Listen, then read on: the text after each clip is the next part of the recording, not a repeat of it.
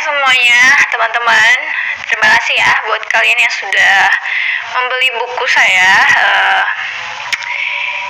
Di Balik Topeng Pengidap NPD dan Psychopaths.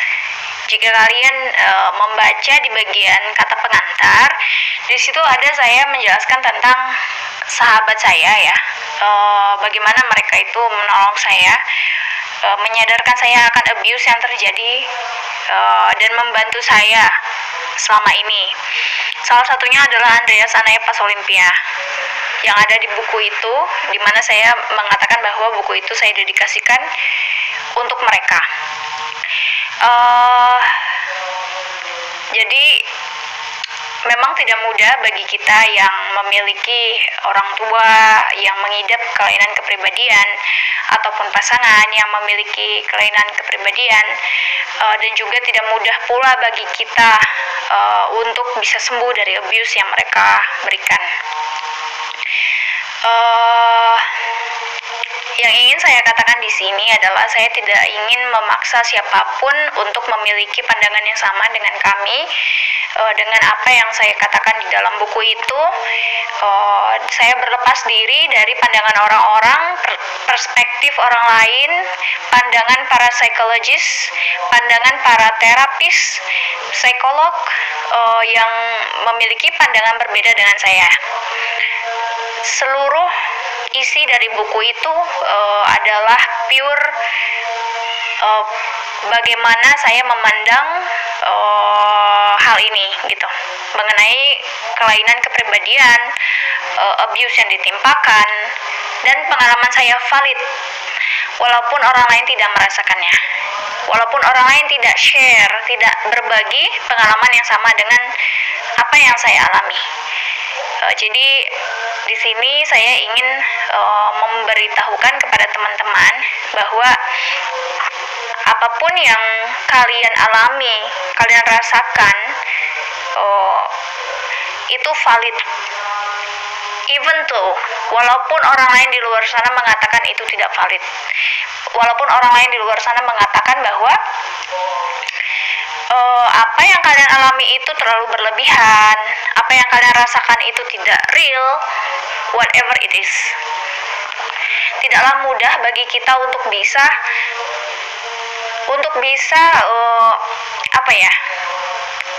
menerima, untuk bisa memaafkan, untuk bisa membuka hati, membuka diri, membuka pikiran akan kenyataan bahwa ternyata mereka memiliki kelainan secara patologi ya, kelainan kepribadian. Dan kelainan kepribadian tidak serta-merta menjadi alasan seseorang untuk melakukan abuse. Apapun judulnya, abuse is still abuse. Discard is still discard. Devalue tetaplah devalue.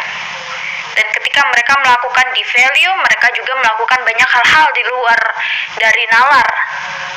Ketika mereka melakukan discard, mereka juga menyakiti pasangannya dengan sengaja dan sadar. Jadi apapun judul dari patologi yang ada, dari apa yang mereka rasakan, abuse tetaplah abuse. Tidak akan mengurangi kevalidan dari pengalaman yang dirasakan teman-teman.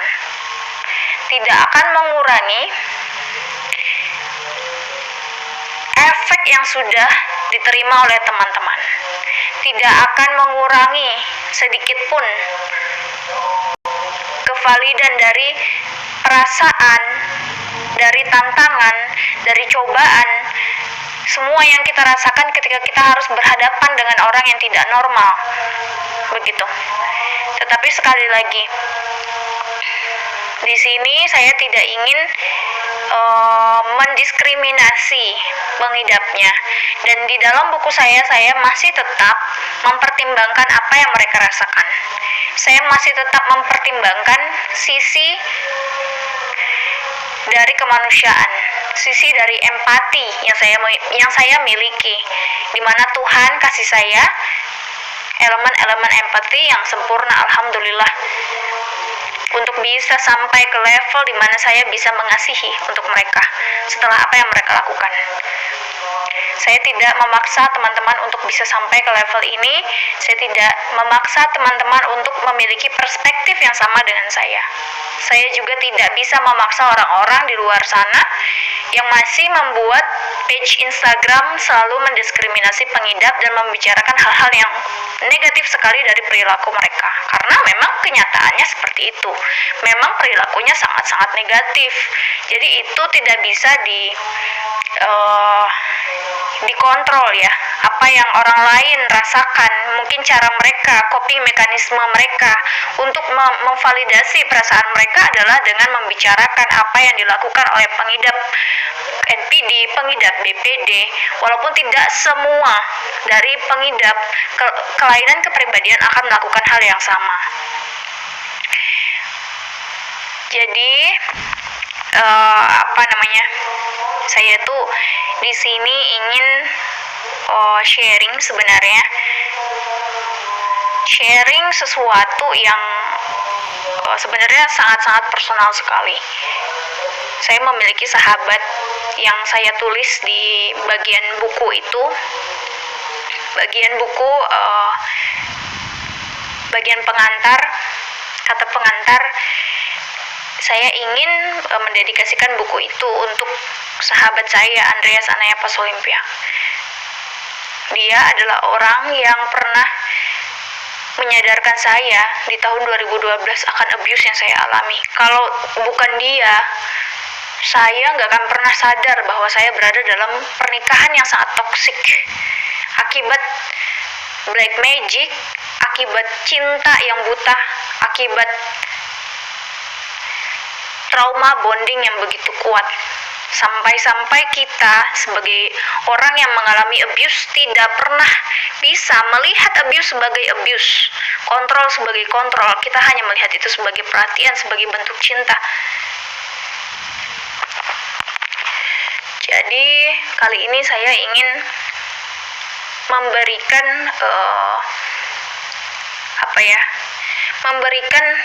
suatu pandangan yang mungkin teman-teman bisa pertimbangkan dari sisi korban. Ini orang yang sudah mengalami semua kegilaan dan kekerasan yang dilakukan oleh pengidap kelainan kepribadian yang tidak aware terhadap kelainan mereka, terhadap patologi mereka, terhadap tantangan yang ada dalam diri mereka, tantangan yang berasal dari dalam diri mereka.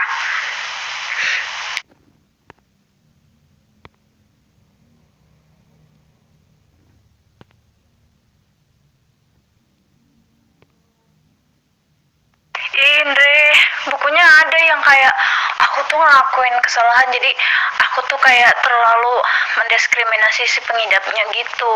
Karena kan aku tuh kayak terhanyut sama emosi ya, sama semua yang mereka lakukan. Jadi aku tuh kayak terlalu mendiskriminasi. Nah ini tuh ada yang udah aku ganti dan udah aku kirim juga ke orang-orang yang udah order tuh, yang bagian yang versi terbaru lah gitu, biar nggak terlalu mendiskriminasi yang si pengidapnya gitu.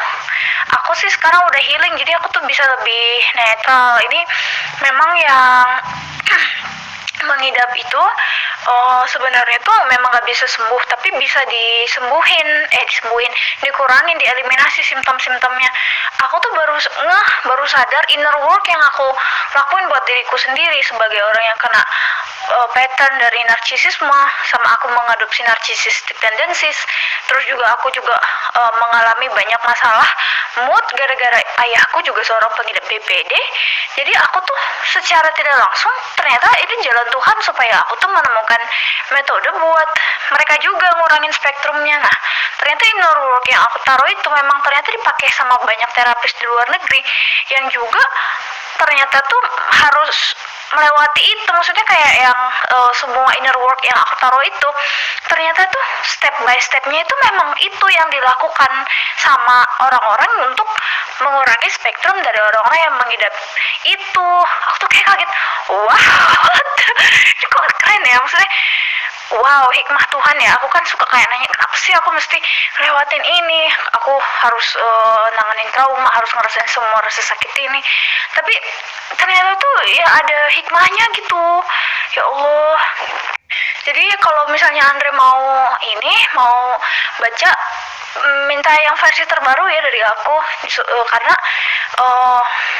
like setelah aku pelajari gitu ya, kayak sekarang kan gara-gara aku juga mengadopsi traits sama polanya ayah aku kan, yang kayak seorang codependent dan dia punya BPD. Nah, aku itu otomatis kan kayak memirror gitu ya. Aku tuh sering mengalami masalah ketidakstabilan emosi ya. Nah, aku itu cuman alhamdulillahnya punya empati yang banyak. Nah, aku tuh kayak ngerasa anjir, apa gua kena BPD gitu kan. Sempet seram deh, ternyata aku tuh memirror simptom-simptom itu. Jadi kita tuh kayak ikutan kayak dia gitu, tapi kita nggak punya patologinya gitu. Nah, bedanya itu adalah kita manusia normal bisa benar-benar recovery dan itu bisa terlepas gitu loh. Tapi mereka nggak bisa karena ada patologinya, kelainan otaknya nggak bisa di recover gitu. Nah, yang mau aku bilang itu adalah bahwa setelah aku sendiri ngalamin ya, kayak ngerasa sakit gitu kan, karena emosi-emosi yang gak aku kontrol itu dari masa lalu, aku tuh jadi baru ngeh ya patologi mereka juga bukan mereka yang milih, itu juga kan kondisional gitu. Jadi aku kayak kasihan juga gitu, kayak kemarin kan aku benci banget tuh sama yang kayak Mas Korea itu ngeghosting aku kan, sampai aku tuh ngerasa kayak habis dipukul pakai beban berat banget lah gitu. Aku ngerasain efek secara ghosting tuh secara fisik gitu kan. Aku tuh bener-bener menderita banget. Aku ngerasa gila nih orang, gue hubungan sama dia gue sampai kayak mau mati gitu. Rasanya cuma gara-gara mencintai dia dan hubungan sama dia, kok bisa begini. Aku emang benci banget gitu awalnya tuh, udah berusaha banget buat netral, susah. Nah, pas kemarin tuh aku baru ngeh tentang ayahku juga kan pengidap BPD kan, dan aku baru ngeh mereka tuh lack of object konstansi ya. Jadi mereka tuh nggak bisa ngeliat kita tuh kayak keseluruhan. Jadi baik keseluruhannya baik, baik keseluruhan buruk buruk. Jadi nggak bisa kayak ngeliat kita dengan semua personality traits kita, kekurangan kita, nggak bisa. Jadi apapun itu yang kita lakuin tuh emang hanya berputar-putar di antara baik dan buruk aja. Makanya mereka ngelakuin smear campaign itu ternyata karena memang mereka tuh lack of object konstansi, bukan karena kayak mereka emang benar-benar pengen ngejelekin ya. Mungkin ya mereka emang pengen ngejatuhin orang, itu ada motif tersembunyi, tapi juga karena mereka lack of object konstansi gitu. Aku tuh kayak waduh, aku tuh baru ngeh gitu loh. Ada yang memang karena patologikalnya mereka gitu loh. Tapi ya keputusan mereka melakukan sesuatu berdasarkan apa yang mereka rasakan secara patologi, yaitu ya urusan mereka. Maksudnya beda lagi gitu.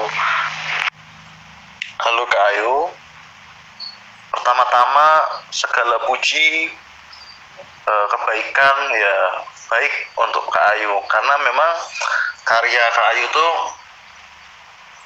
baik, bahkan sebelum edit pun baik, apalagi sesudah edit baik dan membantu banyak orang.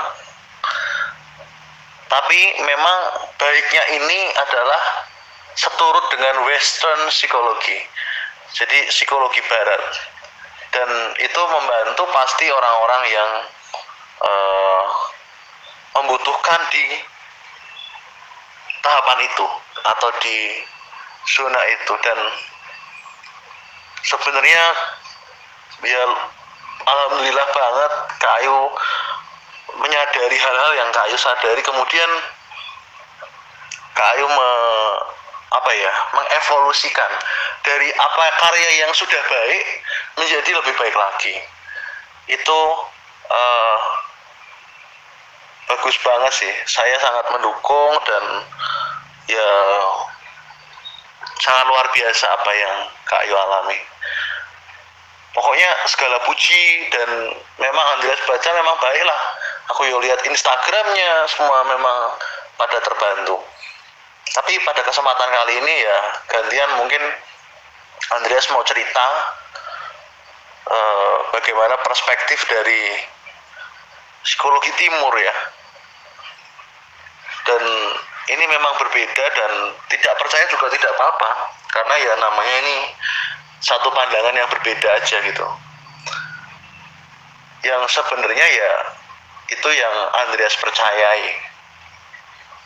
Dan ya Andreas lihat di dalam batin manusia itu. Bukan berarti psikologi barat keliru ya, tapi ini seperti kue lapis yang dilihat dari sudut lapisan mana gitu.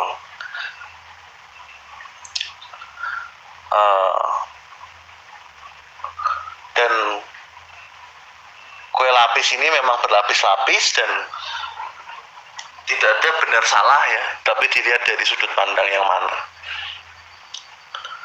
Oke, kalau psikologi barat memang dia berorientasi pada benar salah, berorientasi pada baik buruk, berorientasi pada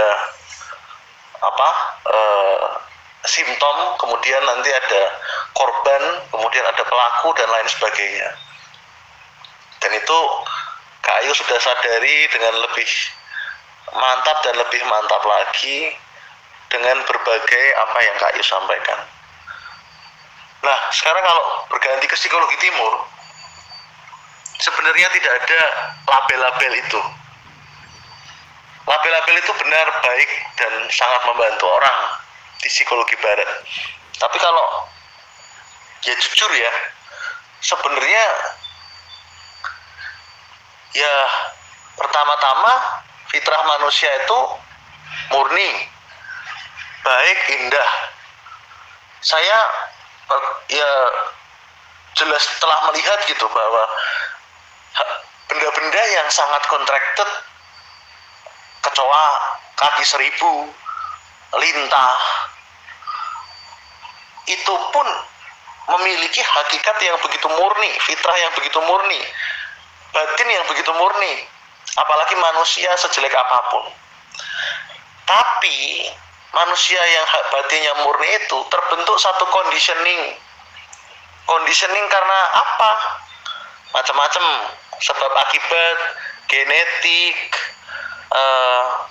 sosial, genetik, dan macam-macam ya, yang mengakibatkan secara conditioning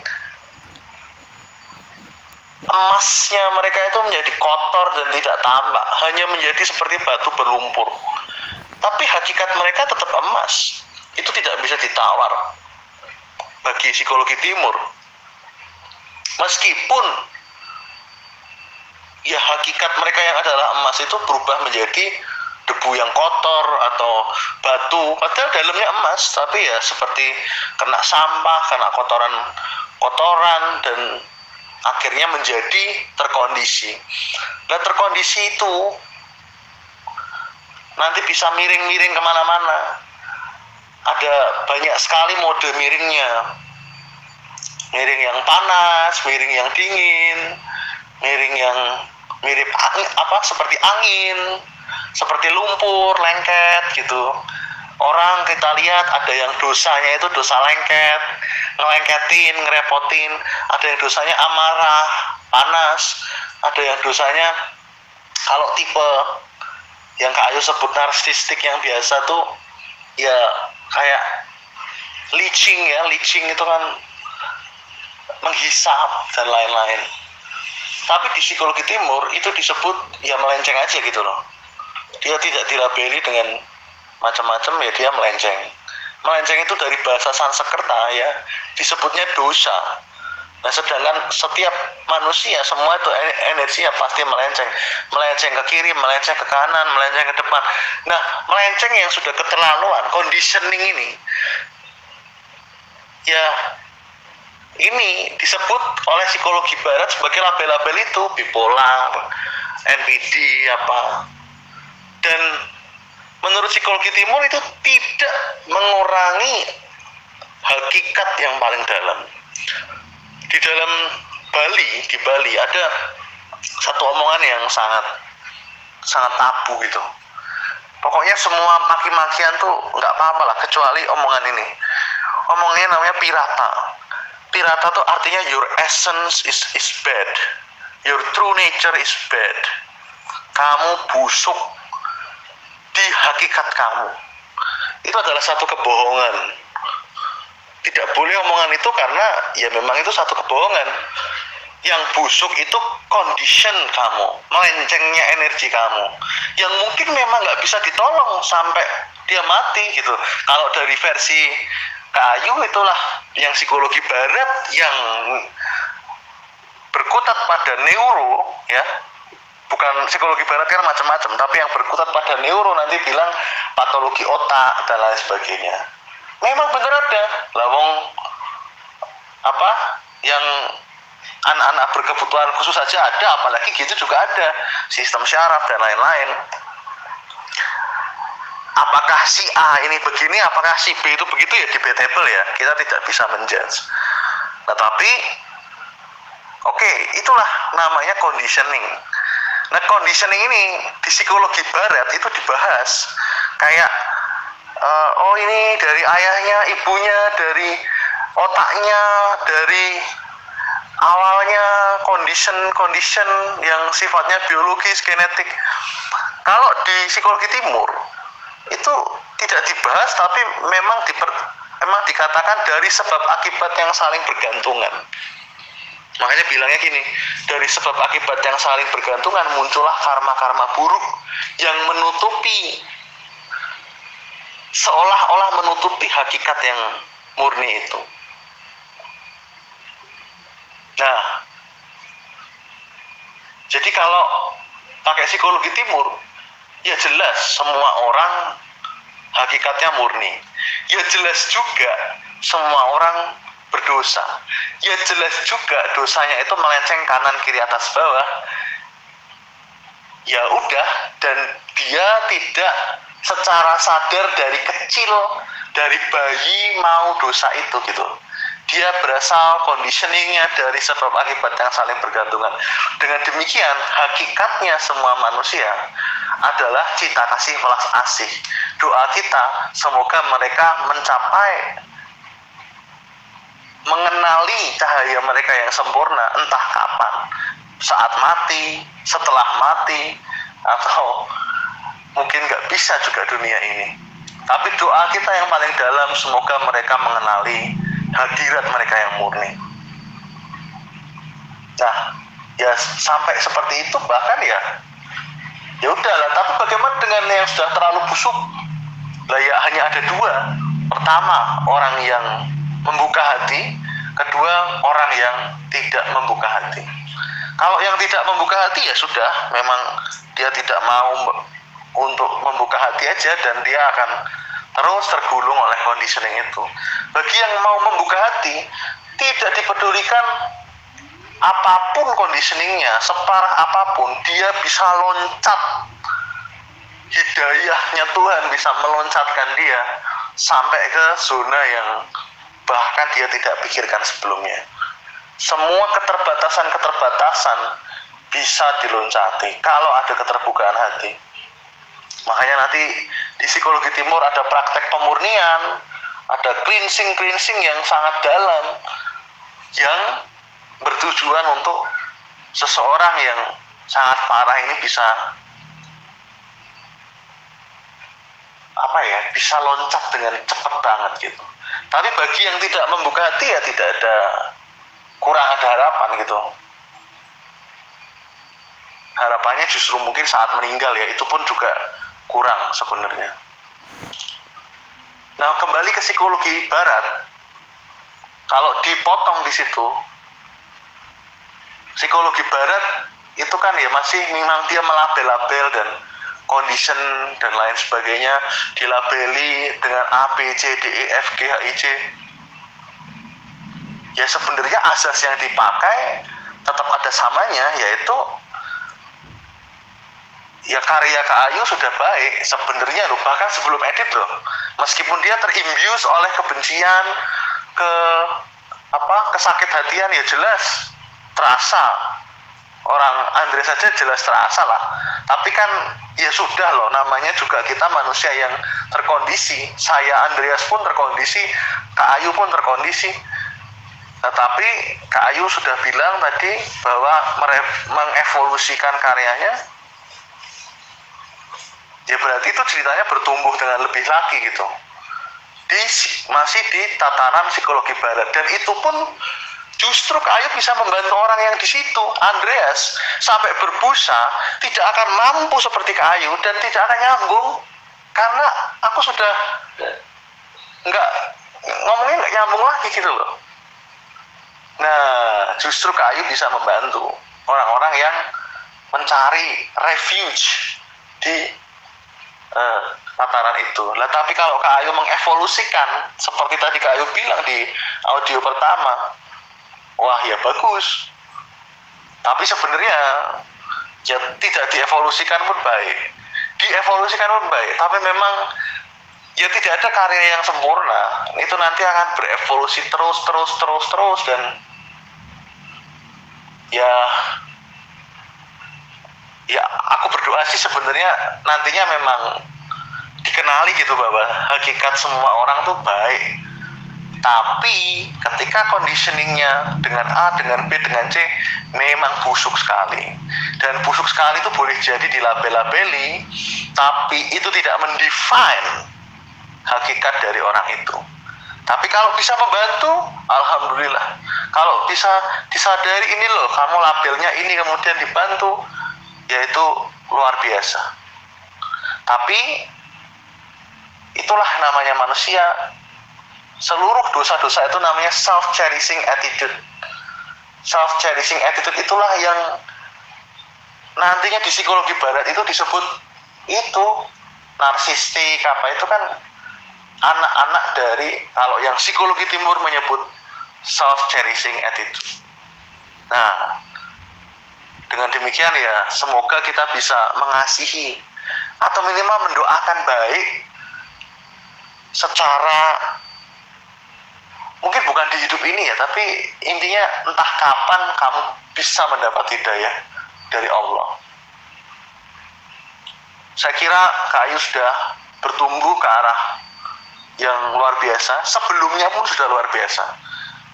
Tapi sebenarnya ya kalau boleh jujur dalam hati Andreas ya, rasanya Andreas terhadap orang-orang yang menderita itu ya seperti itu. Karena ya satu-satunya alasan untuk menghindari mereka adalah untuk tumbuh menjadi pohon yang kokoh. Karena kalau kita pohonnya belum kokoh, kita diganggu terus, kita akan rontok. Satu-satunya alasan untuk memageri atau menghindar dari mereka adalah pohonnya itu supaya kita bertumbuh menjadi pohon yang kokoh. Kalau sudah kokoh, justru kita menjadi tempat berlindung bagi mereka. Mungkin buat kayu ini sekarang terdengar sangat menjijikkan, karena jijik banget jadi tempat berlindung bagi orang-orang NPD. Tetapi, nah itulah kenyataannya. Tujuan hidup paling tinggi adalah ya merahmati semuanya, termasuk orang-orang yang berpatologi itu. Tapi yaitu tidak perlulah kita paksakan. Sekarang mungkin Andreas pun juga sama, yaitu menghindar juga, karena memang pohonnya Andreas saya rasa belum sekokoh itu juga. Dengan demikian kesimpulannya, ya karya kayu baik untuk menyadarkan orang yang bahkan nggak sadar dengan perlunya mereka untuk membatasi pohon mereka dengan pagar, sehingga mereka bisa bertumbuh lebih lanjut untuk kemudian baru mengasihi orang-orang itu di kemudian hari. Jadi karya kayu sebelum revisi, bahkan apalagi sesudah revisi ini, bisa membantu orang memageri, membantu mereka punya pagar, mengenali, akhirnya bisa ya terbantu dengan psikologi barat itu. Saya dengan tulus mengatakan, dengan penuh keterbatasan, karya kayu itu menjadi perpanjangan tangan Tuhan. Tapi apabila memang mau dievolusikan terus ya itu bagus, tapi tanpa menjelekkan yang sebelumnya. Karena ya sebelumnya bagus, yang ini bagus, dilanjutkan lagi makin lama makin bagus. Mungkin dibikin seri juga bagus. Jadi semangat ya, ini memang seperti itu beneran. Dan itu ya aspirasi Andreas, semoga kayu bisa sukses, berkah, dan memberkahi orang lain. Dan batin kayu sendiri ini semua.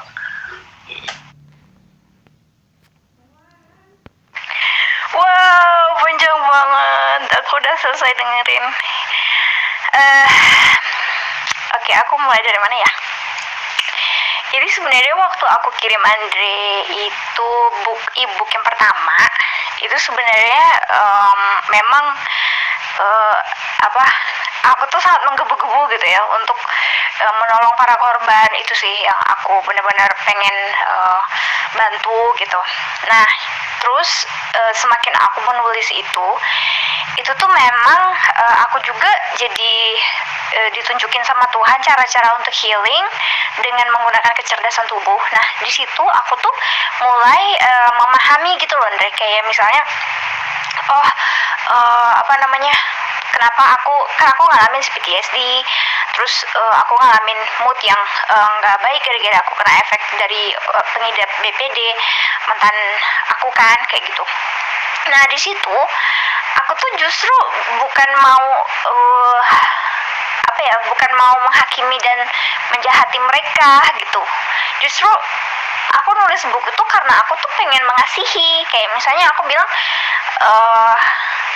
kenapa no kontak? Karena no kontak adalah satu-satunya jalan yang lebih baik daripada menjahati mereka balik gitu. Itu kayak gitu contoh. Jadi aku tuh netral gitu loh. Terus kayak misalnya di bagian inner work, itu kan memang aku tuh, kalau Andreas lihat ya di yang sebelumnya, itu sebenarnya di fase itu juga aku sudah bikin kayak misalnya untuk inner work itu untuk para pengidap juga. Kenapa? Jadi karena memang itu bisa buat mereka kan, patologi mereka itu ada gabungan sama si traumanya kan, maksudnya ada komponen trauma. Nah, kalau traumanya itu dikurangin efeknya ke dia dengan dia healing, dia juga kan jadi mengurangi kekerasan dia ke orang. Makanya di situ aku tulis bahwa dengan kita tuh healing, kita menambahkan kesadaran, kita tuh juga bisa punya pengendalian diri yang lebih baik. Terus kita jadi lebih mengenali diri. Terus kayak misalnya aku kasih cara-cara untuk menghilangkan tendensi-tendensi yang gak baik, itu untuk pengidap juga. Jadi aku bikin itu karena aku pengen mereka tuh setelah ngelihat semua itu penjabaran dari si korban gitu kan, mereka tuh bisa melakukan inner work. Nah, dengan melakukan inner work itu mereka tuh bisa numbuhin empati ke dalam diri mereka sendiri gitu. Karena mereka bisa lihat flashback nih mereka di masa lalu. Mereka tuh bukan patologi mereka bukan disorder mereka, personality disorder mereka bukan identitas yang disematkan orang ataupun label yang kita pakai nih dalam psikologi barat. Tapi dia itu memang menerima itu karena sebuah kondisi, dikondisikan, dimodelkan. Nah, itu aku bahas juga di e-book aku itu yang udah aku kirim sebelumnya pun aku udah bikin itu. Jadi sebenarnya aku tuh kayak menggabungkan itu dua tadi yang Andre bilang, karena aku kan aware secara spiritual, nggak mungkin lah aku kayak cuma nolongin si korban doang, tuh nggak mungkin banget gitu. Nah, jadi aku tuh emang bikin itu untuk pengidap sama untuk korban, dan si pengidapnya juga ketika dia itu menemukan diri dia yang lama ya dengan melakukan inner child gitu kan, melakukan healing buat inner child, dia itu kan jadi ketemu dengan dirinya dong yang sebenarnya kan, yang mendapatkan semua trauma itu. Nah, dengan begitu kan dia itu jadi mengenali dirinya lebih lagi, dan dengan dia mengenali dirinya itu berkuranglah dia tendensi ingin mendapatkan validasi dari luar. Nah, itu kan sebenarnya kalau orang-orang ngomong ini pengidap NPD selalu cari validasi gini-gini, hey, kita manusia normal, kita juga cari validasi dari luar gitu. Kalau untuk sesuatu yang masih normal, wajar, sehat gitu ya, itu perlu gitu loh. Cuman kalau udah sampai parah banget, sampai kita kayak meletakkan self worth di luar diri, nah itu udah karena conditioning tadi, dan juga si pengidapnya juga kayak gitu loh. Jadi sebenarnya ada penjelasannya, alasan. Jadi ada di bagian chapter yang mana ya, yang untuk chapter 5 deh kalau nggak salah, itu aku taruh bahwa itu untuk semua orang. Jadi itu nggak peduli personality disorder dia, profile personality disorder dia itu bisa melakukan inner work dan dia bisa dapat benefit dari inner work. Jadi aku tuh tulis di situ bahwa nggak peduli apapun personality disorder dia, karena aku nggak setuju kayak misalnya orang-orang datang ke aku bilang gimana cara bikin si ini mendapatkan rage. Aku nggak setuju kayak begitu. Aku nggak suka orang-orang tahu ilmu untuk ngejahatin orang gitu. Jadi aku tuh tulis semua di situ deh, di e-book itu. Yang kemarin aku kirim ke kamu juga sebenarnya udah ada sih. Udah deh belum ya? Udah deh kalau nggak salah. Jadi aku tuh nggak suka gitu kayak orang-orang tuh kayak begitu, terus malah mau ngejahatin. Kan kita harus melihat dong dari sisi merekanya seperti apa yang mereka rasakan, dari patologi yang mereka nggak pilih. Terus juga kenapa itu bisa terjadi, itu aku jabarkan juga. Kayak misalnya orang ngelakuin kekerasan, dia tadinya tuh korban terus jadi pelaku juga, itu ada aku jabarkan, tapi dari psikologi aku sendiri, maksudnya dari penjelasan aku sendiri, bukan dari siapapun gitu. Itu ada aku jelaskan dari ilmu yang dikasih Tuhan lah gitu, dan itu nggak ada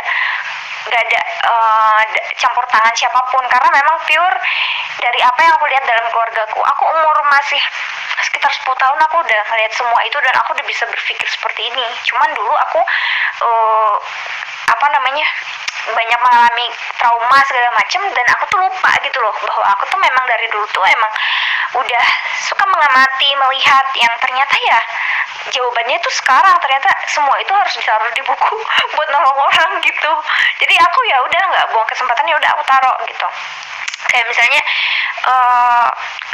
aku ngeliat kayak ayah aku mukulin abang aku, nggak lama kemudian abangku juga jadi pemukul. Nah, jadi ada kayak penjelasan dari sisi aku ya, kayak misalnya bagaimana kita jadi mengadopsi abusive traits kayak gitu, itu ada. Jadi kita tuh mengadopsi tendensi ataupun identitas yang kita sendiri nggak sadar gitu loh, secara unconscious. Jadi situ aku jabarin. Jadi setidaknya para pengidapnya juga kalau baca kan dia juga jadi sadar, oh I am not my personality disorder. Aku bukan itu gitu loh. Aku bukan apa yang aku rasain, bukan apa yang aku lakuin, bukan apa yang orang lain bilang gitu. Aku ya manusia gitu loh, itu maksud aku.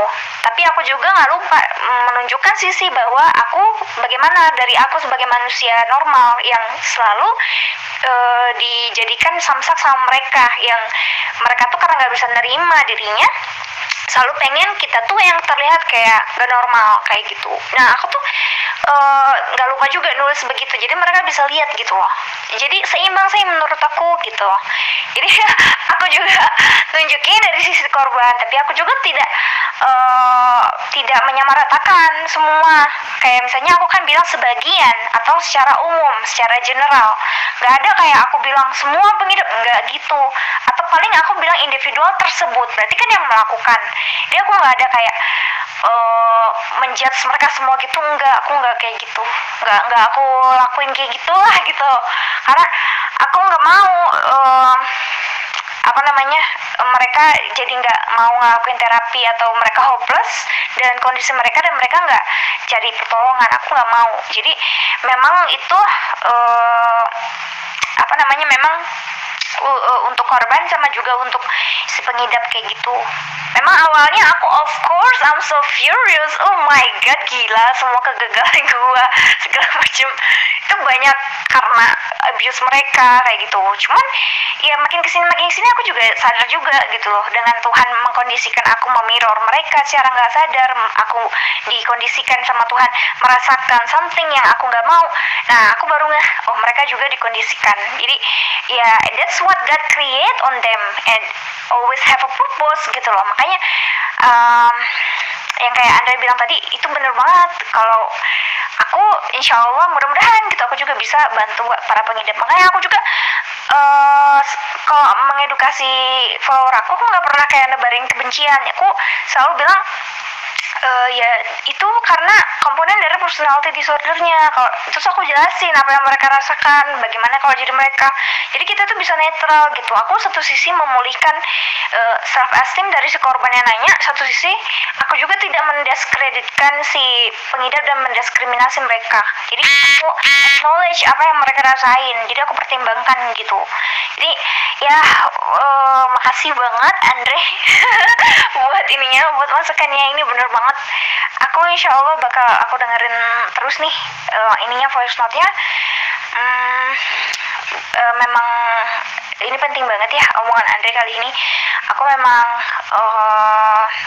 kadang jujur aja ya, aku memang kadang-kadang tuh kebawa emosi juga sih gitu ya, namanya manusia normal. Cuman aku belakangan tuh berusaha gitu loh, sedang berusaha untuk ya itu tidak terlalu negatif dan tidak terlalu positif. So I'm in the middle. Benar-benar I have to be balanced gitu. Karena kalau nggak balance nih gue, ya gue sama aja kayak mereka yang Andre bilang kayak singa kehilangan composure, kehilangan komposisinya gitu. Jadi aku nggak mau seperti itu. Ya apa bedanya kita dengan para pelaku kekerasan? Kalau kita juga sama-sama melakukan kekerasan gitu loh untuk mengatasi kekerasan. Jadi aku tidak mau seperti itu. Makanya orang-orang tuh pada kaget. Mereka pikir tuh buku aku tuh kayak menebarkan kebencian gitu. Padahal yang aku omongin adalah fakta tanpa fabrikasi dan juga memberikan solusi untuk mereka. Jadi kalau Anda lihat di bagian tentang penulis, tentang kesimpulan, nah itu aku jelaskan bagaimana aku memiliki simpati dan empati buat mereka. Karena aku lihat kan di Indonesia sekarang gini ya, mereka dengan patologi gitu, mereka cari treatment di mana coba Andre? Terus informasi di luar juga pada nggak benar kan? Makanya aku kayak kasihan gitu loh. Gimana ya? Siapa lagi kalau bukan aku yang udah kayak dipilih gitu.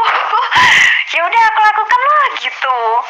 Jadi memang ya benar kata Andre, mudah-mudahan ya mereka bisa mendapatkan itulah gitu, bisa mendapatkan rasa safety dengan apa yang ada pada diri mereka. Tapi bukan berarti aku mau juga sih sama mereka. Cuman ya aku kayak ke Mas Korea kemarin juga aku bilang hey, aku bilang ini setelah dia itu udah ngejahatin banget aku banget ya, maksudnya aku udah hampir mau mati gara-gara dia. Cuman aku ya aku nggak bisa lupa sih apa yang dia lakuin gitu ya. Cuman aku tuh sisi empati aku tuh nggak bisa bohong. Aku tetap kirim dia untuk kasih tahu at least biar dia tuh sadar. Jadi aku cuman berusaha naikin kesadarannya tok, udah sampai situ doang, nggak lebih. At least dia tahu dan paham dia punya patologi seperti itu gitu aja. Jadi aku bilang hey, kalau dilihat kamu punya ini gitu. Kalau dari psikologi ya kayak gitu. Aku bilang kan aku nyari infonya itu aja susah mati-matian gitu loh, mencocokkan semua yang dia lakukan, harus mengulang lagi memori itu. Jadi makanya aku ngomong gitu supaya dia tuh udah dia setidaknya sadar. Tapi aku juga nggak mau kayak yang membuat dia hopeless gitu, kayak gimana kan. Makanya dalam buku aku tuh aku encourage mereka, perbedaannya kalau udah ngelakuin terapi tuh begini, terus kalau sebelum ngelakuin terapi ya, makanya aku nggak bilang semua, aku selalu bilang yang belum melakukan terapi rata-rata kan nggak sadar, nah mereka melakukan ini kayak gitu. Jadi nggak kayak bilang semuanya, enggak gitu sih gitu. Ya mudah-mudahan ini udah kepanjangan, mudah-mudahan bermanfaat deh buat orang. Aduh Andre, aku mau doain aku ya, mudah-mudahan aku bisa bikin YouTube channel, terus aku punya audiens gitu yang banyak. Jadi aku nggak ngomong tuh cuap-cuap panjang lebar, tapi cuma 1-2 orang ketolong. Aku tuh nggak suka gitu, kayak merasa nggak didengarkan. Aku berdoa mudah-mudahan gitu aku punya audiens yang besar, jadi aku bisa menjangkau lebih banyak orang lagi gitu. Amin. Makasih Andre.